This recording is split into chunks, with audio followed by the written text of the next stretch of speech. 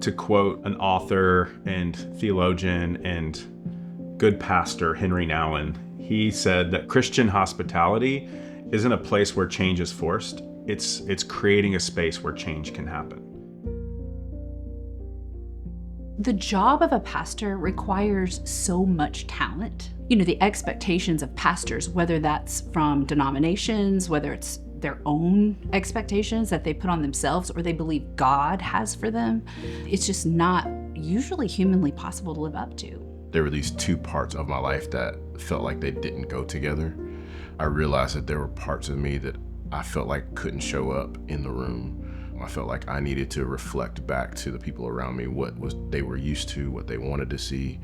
And so for a long time, just felt this kind of anxiety sort of building up. I'm just repeating that cycle again and again of trying to be patient, trying to be kind, trying not to be reactive, trying to be stable for everybody else, as opposed to being able to show up and say, I feel unstable. Well, God, why do I feel unstable? And actually inviting God to be with me as he is in my leadership and in my life. I think one of my favorite things about CrossPoint is that it's a custom approach. We want to meet everybody wherever they are. We don't really have an agenda. But when we come and sit, the spaces that we provide are really about humanizing the pastors. People in ministry are very rarely given permission to just be humans.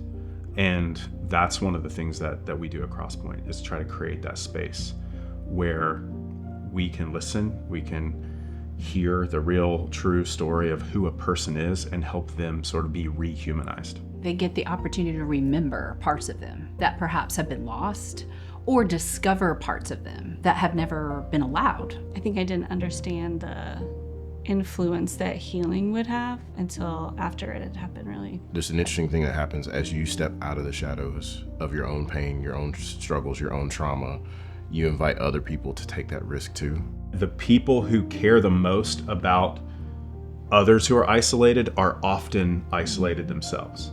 And so a lot of the work that we do is about helping ministers, helping pastors have the courage to believe their own claims. Like, you're telling everyone else about the love of God. Can you receive the love of God?